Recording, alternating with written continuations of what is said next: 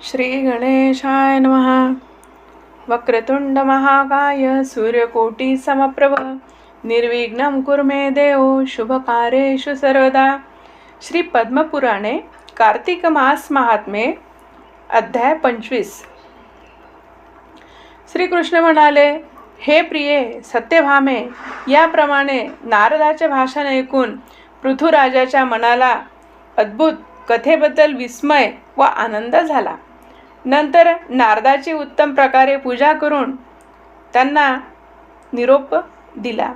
त्या कारणाकरिता माघ मास, कार्तिक मास व एकादशी ही 3 व्रते मला फार प्रिय आहेत.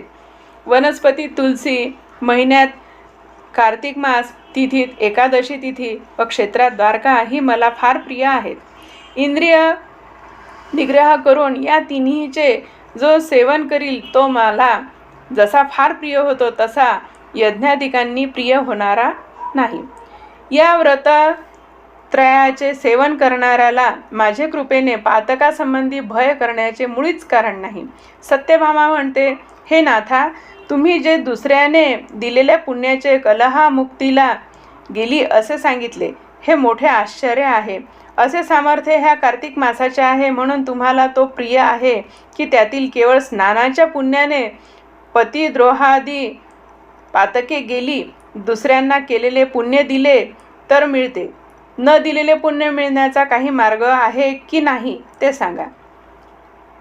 श्रीकृष्ण म्हणाले, दुसऱ्यांनी न दिलेली पुण्य पातके जशी ज्या कर्मांनी प्राप्त होतात ते तुला विस्ताराने सांगतो, श्रवण कर.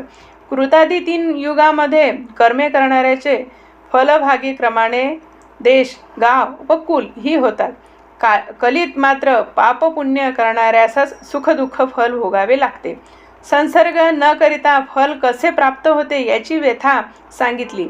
आता संसर्गापासून पाप पुण्य दुसऱ्यास कसे प्राप्त होते ते ऐक. एकत्र मैथुनाने विवाहादी शरीर संबंध केल्याने, एकत्र पात्रात भोजन केल्याने पुण्य पाप जे असेल त्याचे अर्थ फल प्राप्त होते. अध्ययन शिकवल्याने, दुसऱ्याने यज्ञाधिक केल्याने व एका पंक्तीला जेवल्यानेही पाप पुण्याचा 4था भाग अप्रत्यक्ष पर्यायाने प्राप्त होतो. एका आसनावर बसल्याने, एका यानात बसल्याने, अंगाला अंग लावल्यामुळे व दुसऱ्याचा उच्छाद लागल्याने त्याच्या पापपुण्याचा सहवास भाग प्राप्त होतो. स्पर्श केल्याने, भाषण केल्याने व दुसऱ्यांची स्तुती केल्याने त्याच्या पापपुण्याचा 10वा भाग प्राप्त होतो. एखाद्याची भेट घेणे अथवा त्याच गोष्टी ऐकणे व त्याचे स्वरूप मनात आणणे यापासून त्याचे पापपुण्याचा 100वा हिस्सा प्राप्त होतो. जो दुसऱ्याची निंदा, कपट, धिक्कार करतो तो आपले पुण्य त्याला देतो व त्याचे पातक आपण घेतो. जो मनुष्य पुण्य करणाऱ्याची सेवा करीतो तो त्याची स्त्री, चाकर किंवा शिष्य नसेल व सेवेप्रमाणे त्याला द्रव्य दिले नसेल तर तोही सेवेच्या योग्यतेप्रमाणे पुण्य करणाऱ्याचेच पुण्याशांचा भागी होतो.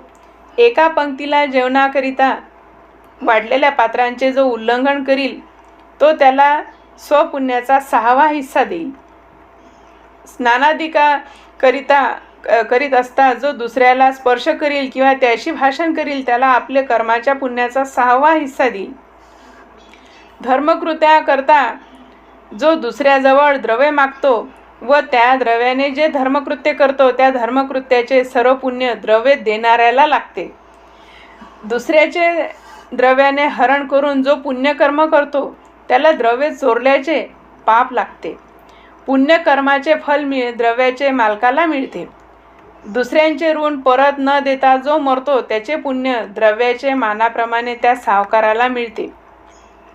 बुद्धी सांगणारा, अनुमोदन देणारा, साहित्य देणारा, बळ उत्पन्न करणारा हे पापपुण्याचा 6वा हिस्सा घेणारे आहेत. राजा आपल्या प्रजेच्या पापपुण्याचा 6वा हिस्सा घेतो.